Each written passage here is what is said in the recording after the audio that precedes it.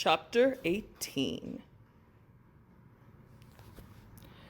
The next morning, Mr. Sir marched the boys to another section of the lake, and each boy dug his own hole, 5 feet deep and 5 feet wide.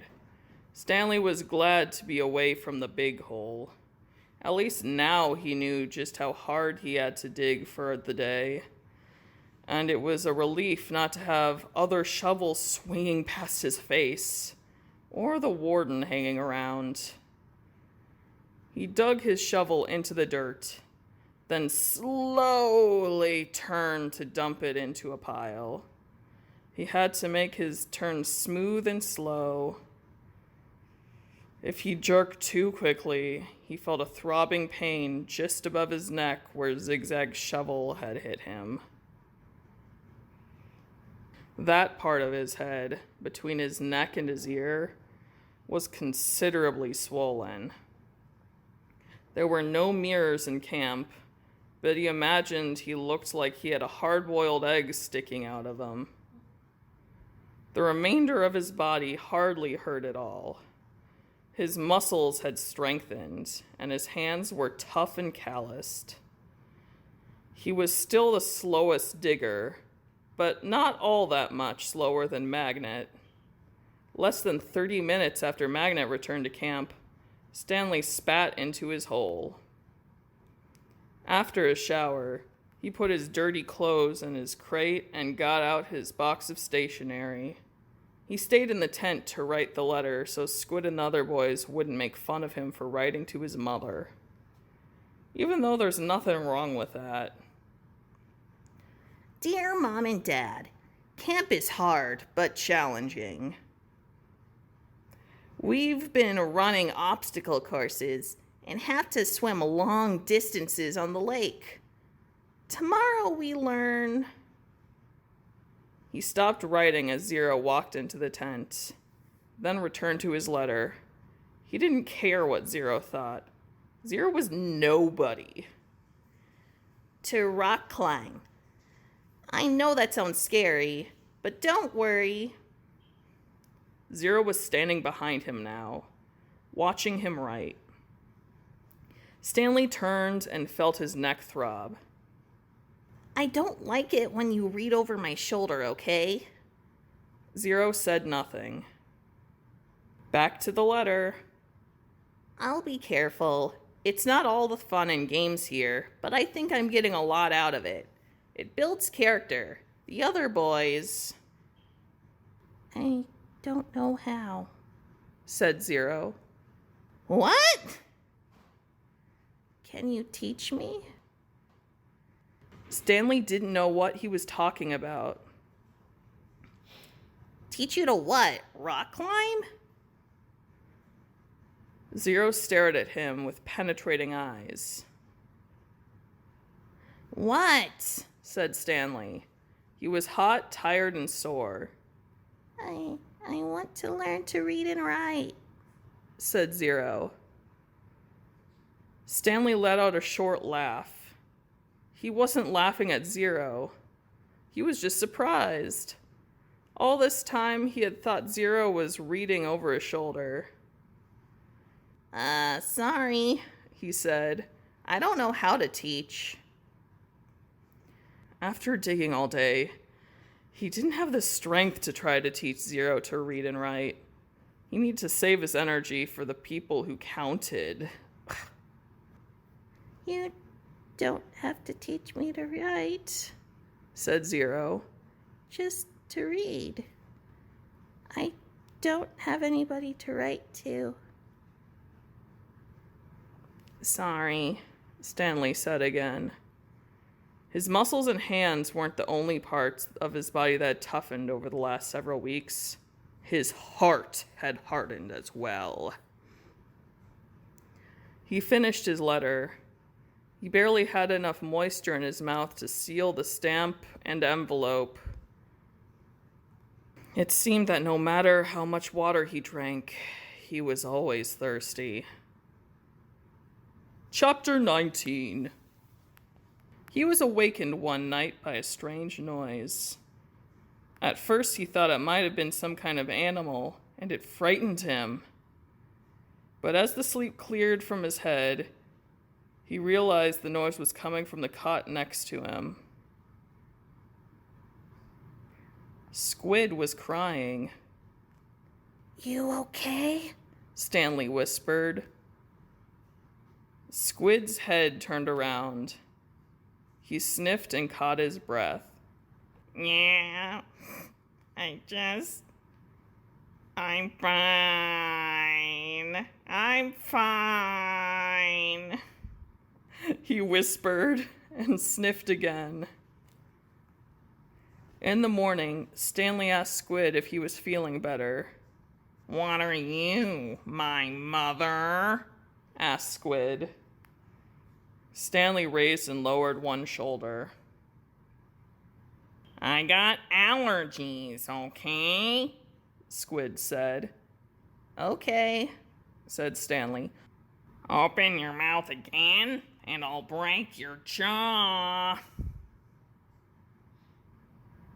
Stanley kept his mouth shut most of the time. He didn't talk too much to any of the boys. I'm afraid he might say the wrong thing. They called him caveman and all that, but he couldn't forget that they were dangerous too. They were all here for a reason. As Mr. Sir would say, this wasn't a Girl Scout camp, whatever that meant. Stanley was thankful that there were no racial problems. X-Ray, Armpit, and Zero were black. He, Squid, and Zigzag were white. Magnet was Hispanic. But on the lake, they were all the same bright orange color, the color of the dirt.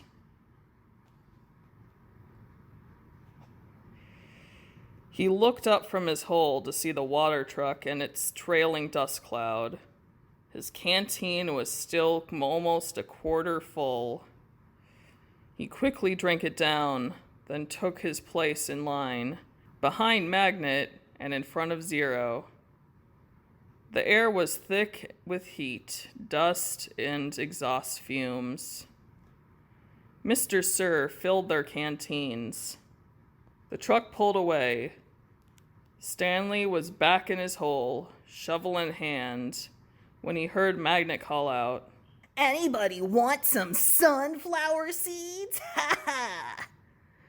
Magnet was standing at ground level, holding a sack of seeds. He popped a handful into his mouth, chewed, and swallowed, shells and all. Over here, called X-Ray. The sack looked to be about half full. Magnet rolled up the top, then tossed it to X-Ray. How did you get them without Mr. Sir seeing you? Asked Armpit. I can't help it, Magnet said. He held both hands up, wiggling his fingers, and laughed. My fingers are like magnets! Ha ha! The sack went from X-Ray to Armpit to Squid. It's sure good to eat something that doesn't come from a can, said Armpit. Squid tossed the sack to Zigzag. Stanley knew it would come to him next. He didn't even want it. From the moment Magnet shouted, "Anybody want some sunflower seeds?" he knew there would be trouble. Mr. Sir was sure to come back. Anyway, the salted shells would only make him thirsty. Coming your way, caveman, said Zigzag. Airmail and special delivery. It's unclear whether the seeds spilled before they got to Stanley or after he dropped the bag. It seemed to him that Zigzag hadn't rolled up the top before throwing it, and that was the reason he didn't catch it. But it all happened very fast. One moment the sack was flying through the air, and the next thing Stanley knew, the sack was in his hole and the seeds were spilled across the dirt. Oh man, that's no good, said Magnet. Sorry, Stanley said as he tried to sweep up the seeds back into the sack. I don't want to eat dirt, said X-Ray. Stanley didn't know what to do. The truck's coming, shouted Zigzag. Stanley looked up at the approaching dust cloud, then back down at the spilled seeds. He was in the wrong place at the wrong time. What else is new? He dug his shovel into his hole and tried to turn over the dirt and bury his seeds. What he should have done, he realized later, was knock one of the dirt piles back into the hole. But the idea of putting dirt into his hole was unthinkable. Hello, Mr. Sir, said X-Ray. Back so soon? It seems like you were just here, said Armpit. Time flies when you're having fun, ha ha, said Magnet. Stanley continued to turn the dirt over in his hole. You Girl Scouts having a good time? Asked Mr. Sir. He moved from one hole to another.